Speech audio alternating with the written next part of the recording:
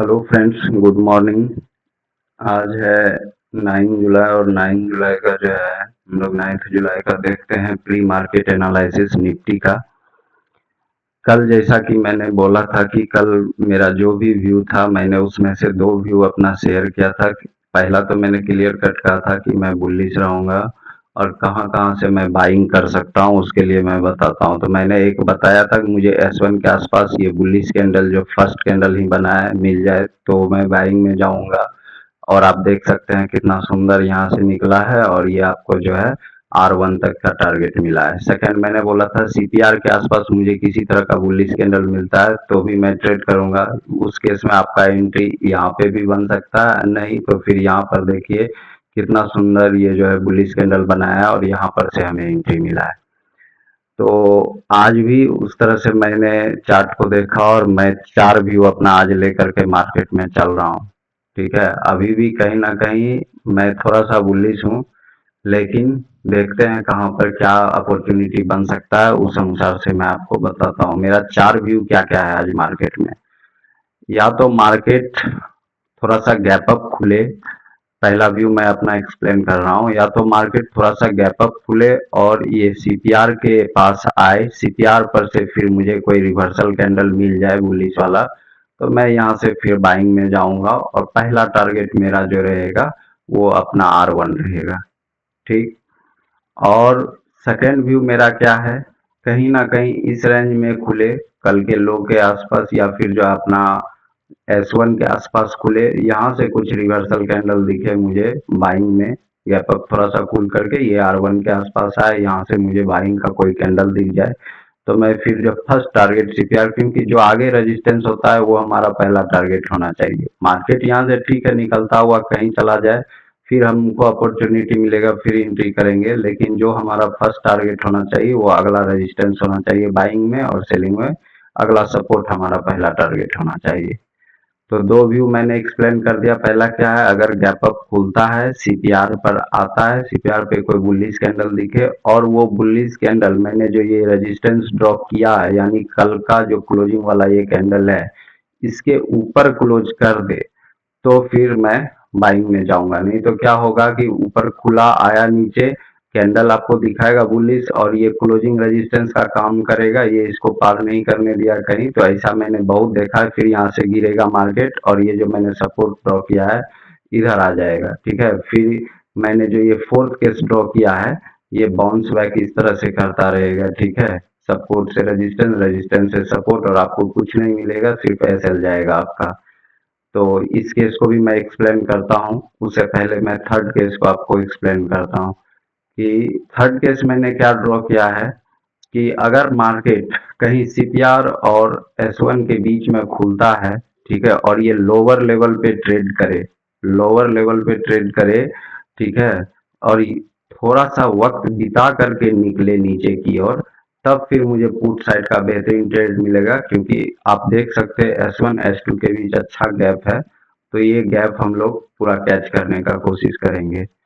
और चौथा व्यू हमारा क्या है, मैंने पहले बोला मार्केट कहीं सीपीआर वाले जोन में खुलता है, इसको ऊपर जो है कल का क्लोजिंग रेजिस्टेंस मिल जाएगा और नीचे आएगा। आप देख सकते हो इतना सारा जो ये टाइम पास किया है, आप पीछे भी देख सकते हो कि इतना सारा जो ये टाइम पास इस जगह पे किया है ये तो स्ट्रॉन्ग सपोर्ट की तरह वर्क करेगा।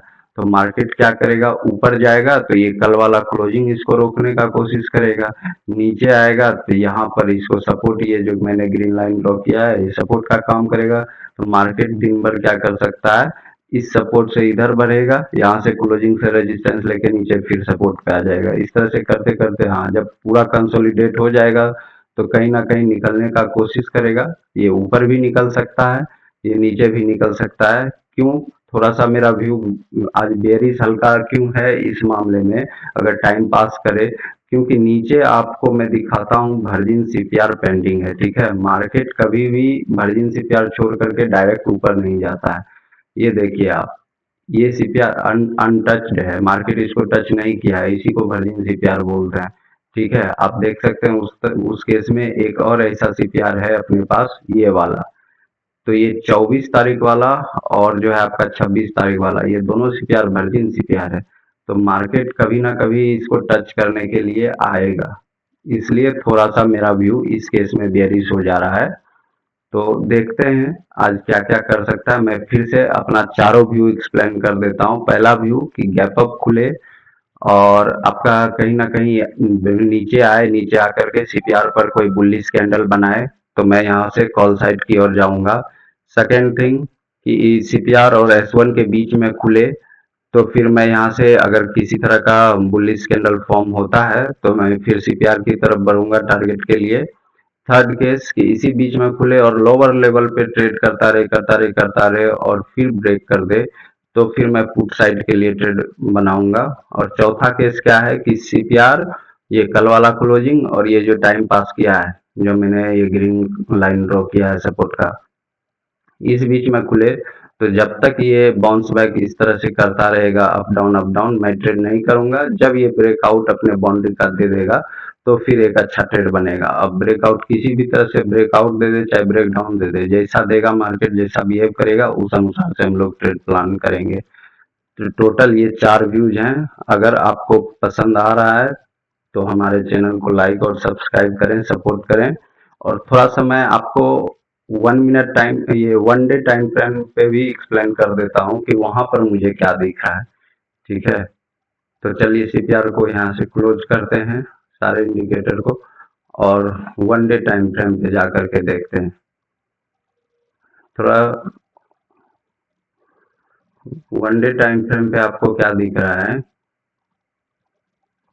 कि मैंने आपको परसों बताया था, परसों के एनालिसिस में, कि ये हैमर कैंडल है और आप लोगों को भी पता है ये एग्जैक्ट सपोर्ट पे बना है, तो ये अच्छा सा वर्क करेगा।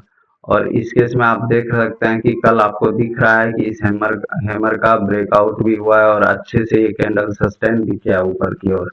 तो आज भी मार्केट, मैंने ये जो आपको 2 रेंज ड्रॉ करके दिया है, एक रेजिस्टेंस का रेड वाला जो लाइन देख रहे हैं और एक ये ग्रीन कलर का लाइन, इस बीच में खुले टाइम पास करे और ये कल वाला जो आप देख रहे हैं इतना सुंदर बॉडी जो क्लोज है, इसका ब्रेकआउट मिले तो फिर मार्केट को 25,600 का आपका अगला रेजिस्टेंस मिलेगा, तो इधर की ओर जा सकता है।